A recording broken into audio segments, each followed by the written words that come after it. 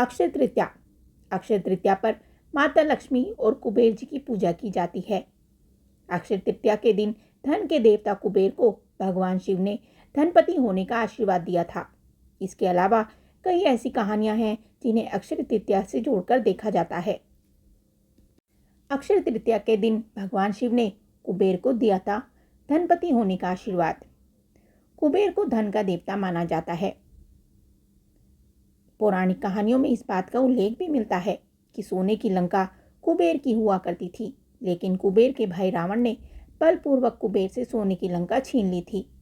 कुबेर भी भगवान शिव के भक्त माने जाते हैं। जब कुबेर ने अपनी मन की व्यथा भगवान शिव से कही तो भगवान शिव ने कहा कि जिस समुद्र से एक बूंद जल लेने से समुद्र कभी खाली नहीं हो सकता, उसी तरह कुबेर से लंका छीन लेने से रावण धन का देवता नहीं बन सकता। भगवान शिव ने कुबेर को धनपति होने का आशीर्वाद दिया था। साथ ही उन्हें अलकापुरी का राज्य दिया गया और स्वर्ग के भित्त को संभालने की जिम्मेदारी भी दी गई। उस दिन को अक्षय तृतीया का शुभ दिन माना गया। ऐसा माना जाता है कि अक्षय तृतीया पर कुबेर जी की पूजा करने से अक्षय लक्ष्मी की प्राप्ति होती है। अक्षय तृतीया के दिन ही सूर्य देवता ने युधिष्ठिर को अक्षय पात्र दिया था।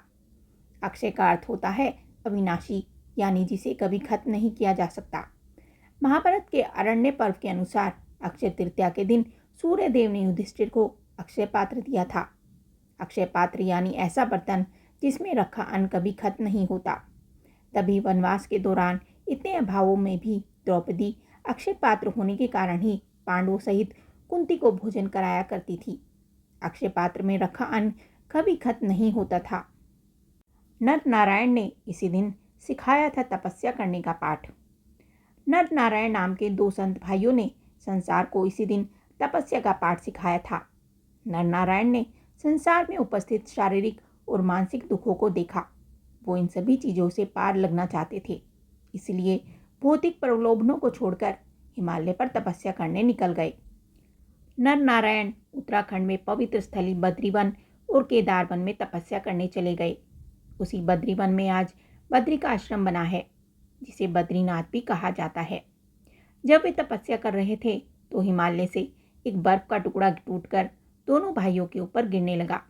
यह देखकर धरती पर विचरण कर रही देवी लक्ष्मी ने दोनों को बचाने के लिए बेर के पेड़ का रूप लिया। अक्षय तृतीया के दिन ही पृथ्वी के गर्भ से मिला था सोना। पौराणिक कहानी के अनुसार जिस दिन पृथ्वी के गर्भ से सोना निकला था उस दिन भी अक्षय तृतीया थी, क्योंकि सोना अक्षय माना जाता है, जिसे कभी कोई नष्ट नहीं कर सकता। वहीं सोने का महत्व कभी भी कम नहीं होता। हजारों साल पहले भी सोना मूल्यवान वस्तु थी और आज भी सोना मूल्यवान है। सोना खरीदना भाग्य का प्रतीक माना जाता है। अक्षय तृतीया पर ही हुआ था भगवान परशुराम का जन्म। परशुराम जी त्रेता युग में एक ब्राह्मण ऋषि के घर जन्मे थे। महाभारत और विष्णु पुराण के अनुसार परशुराम जी का मूल नाम था राम, किंतु जब भगवान शिव ने उन्हें अपना परशु नामक अस्त्र प्रदान किया तभी से उनका नाम परशुराम पड़ गया। मान्यता है कि परशुराम जी का जन्म जिस दिन हुआ था उसे अक्षय तृतीया कहा गया, क्योंकि परशुराम जी चिरंजीवी हैं। उनकी आयु अक्षय है, इसलिए अक्षय तृतीया को चिरंजीवी तिथि भी कहा जाता है। ये कहानी आपको कैसी लगी हमें कमेंट करके ज़रूर बताएं। साथ ही वीडियो को लाइक करें, चैनल को सब्सक्राइब करें। धन्यवाद।